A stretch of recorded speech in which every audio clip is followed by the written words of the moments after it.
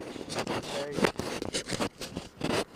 1964 Lincoln Continental suicide update. Oh man, let me get some light on in here.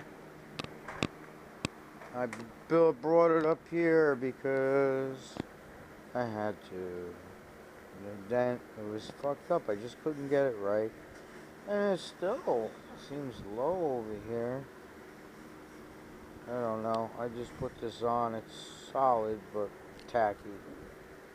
I'm exhausted. I am hungry. I'm done. It's like 9 o'clock and I can't go on anymore. But, you know, everything's done inside. Everything.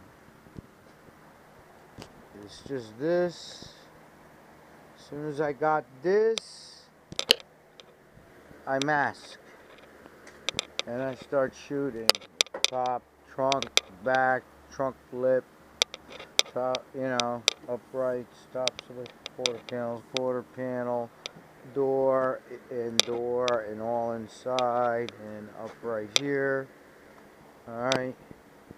I might even go and paint half the fender here.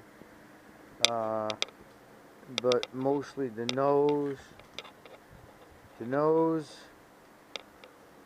two doors, and that quarter panel will be shot after I do this. The only thing I got left is that fender on top is bare, but the rest of it hasn't been touched. And I gotta pull the bumper and grill and do all in there. And I don't know, that's about it. You know, I'm beat. Hey, anybody want to buy a bike? The only motor vehicle I ever bought brand new from the showroom. I once got a leftover demo with almost 18,000 miles back in '85. I bought an '84 Dodge Omni, you know, a demonstrator model. But this I bought brand spanking new. $5,700 for this baby. And it's only a few years old, and it's only got 7,400 miles on it. There's no restrictions. It has an automatic transmission. It's a two-seater touring. It will do 90 miles an hour if you want it to. And it gets anywhere between 60 is the low and 75 is the high miles per gallon. Pretty zippy.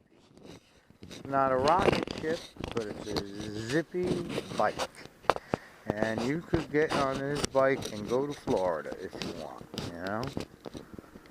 Yep. And I'm taking offers. $3,500, our best offer.